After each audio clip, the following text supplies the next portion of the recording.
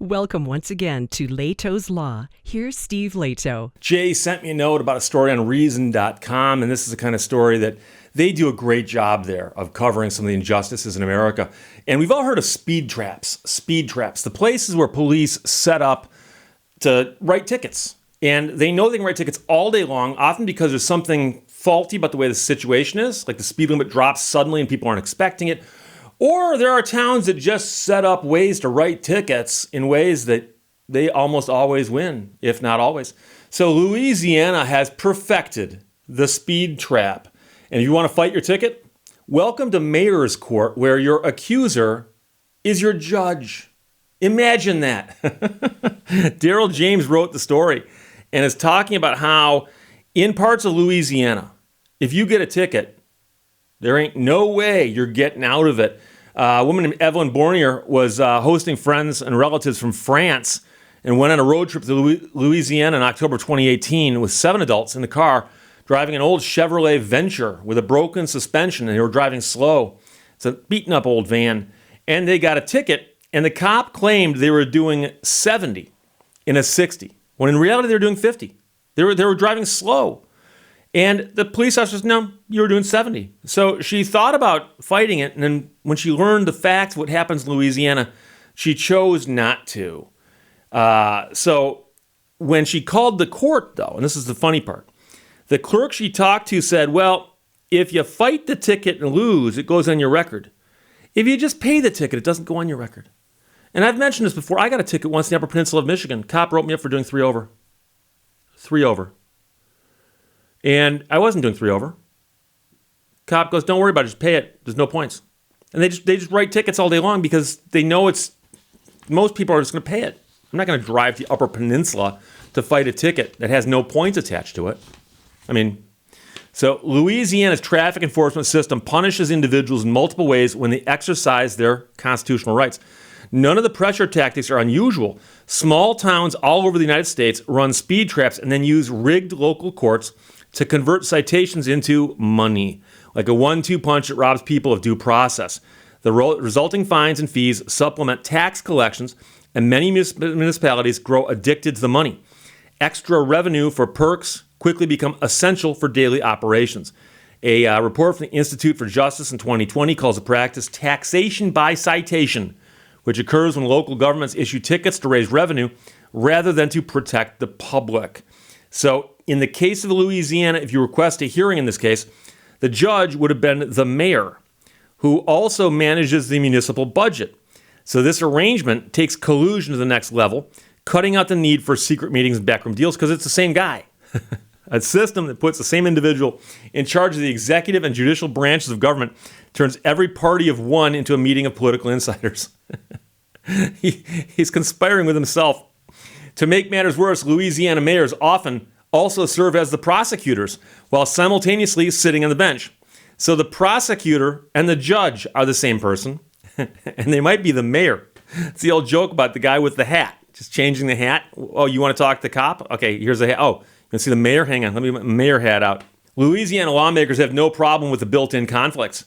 The state takes a hands-off approach, allowing about 250 mayor's courts in small towns and villages to operate outside the normal rules of procedure.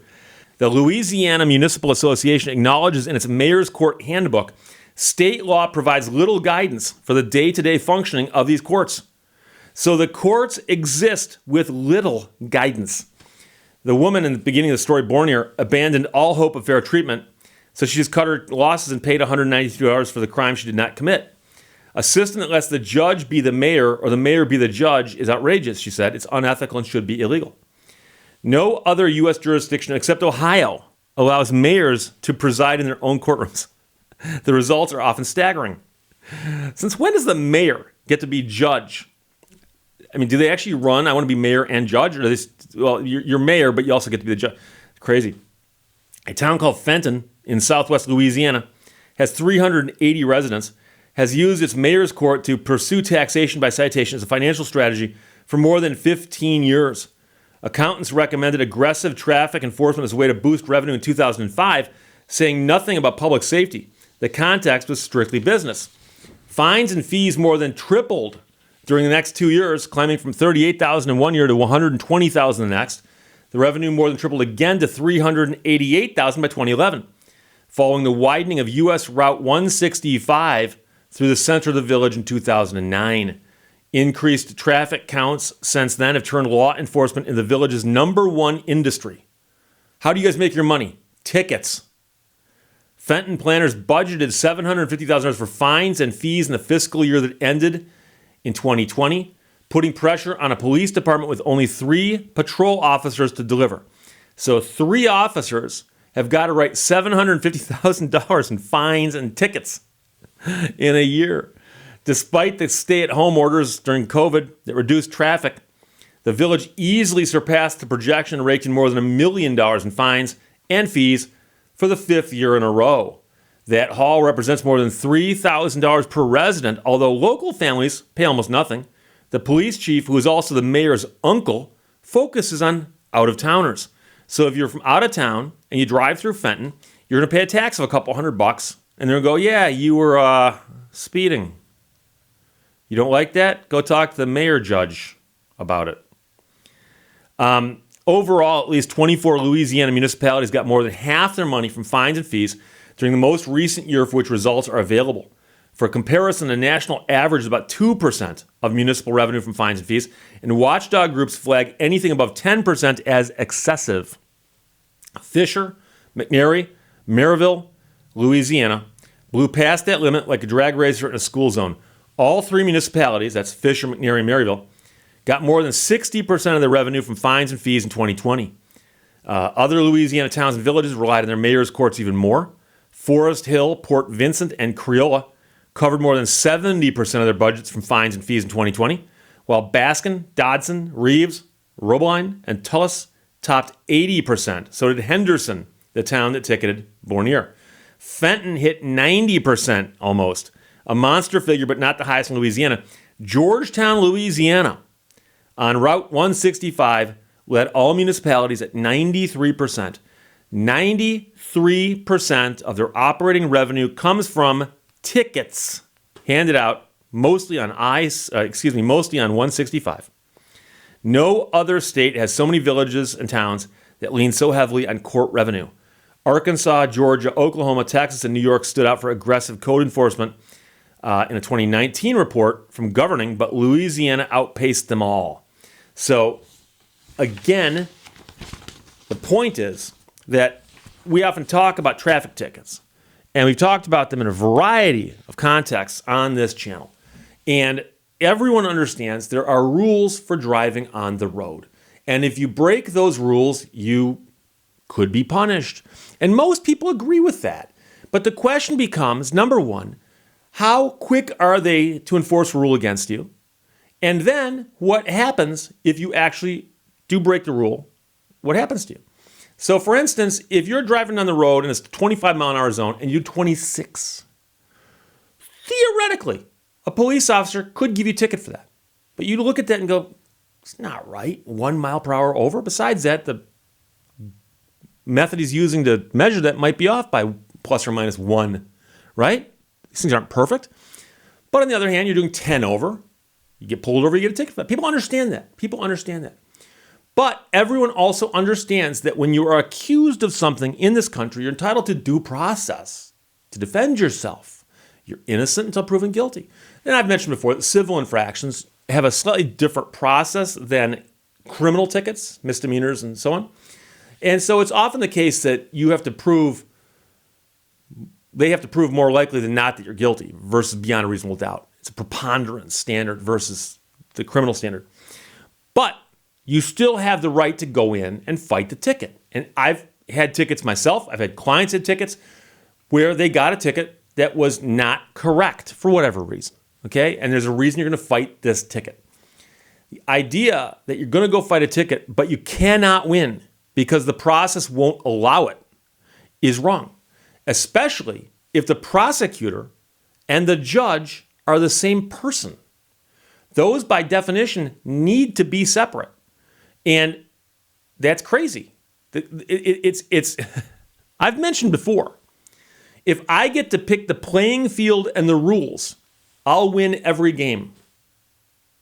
Okay? I get to pick the venue and the rules. I win. I'm going to win every game if I get to invent the rules and pick the playing field. There's no question about it. That's how you slant the game. That's how you load the deck. That's how you. I don't know how else to explain this. So, if the prosecutor and the judge are in cahoots, as we used to say, you know you're going to lose. If the prosecutor and the judge are the same person, you can't win. They can't lose.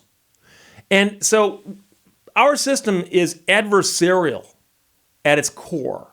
There's a prosecution on one side and a defense on the other side. Or there's a plaintiff on one side and a defendant on the other side. And they are butting heads. They are literally butting heads in that sense. They want to go as far as they can this way. They want to go as far as this way. And they are at odds. Okay, that's how our adversarial system works. So when you go into court and there's someone who's going to decide the case, and the prosecution is the person who's deciding the case, you've already lost. You've already lost. So it's such a crazy idea that this is going on today, and more people aren't screaming and yelling about it. But see, the people of Louisiana aren't going to scream and yell because they're making the money this way. And I guess in Ohio to some extent also. But speed traps are wrong in general. I'm talking about the basic speed trap. The speed limit drops at the bottom of a hill, and the cops just sit down there all day long with a radar gun just writing tickets. That's one thing. But it's beyond that. When you go into court and the prosecutor and the judge are the same person. You can't win that. You cannot win that, So we've all jokingly heard the stories where there's some game and people joke about the referees are playing for the other side. Here the referees are the other side. So this is bizarre. It's bizarre. But I just skimmed the surface of that story. It's a great one. I'll put a link in the description of the video. How Louisiana Perfected the Speed Trap by Daryl James from Reason.com. It's beautiful. Jay sent it. Thanks a lot. Questions or comments, put them below this. I'll talk to you later. Bye-bye. Thank you for watching Lehto's Law. The world is round, so we would never be able to see too far down the road.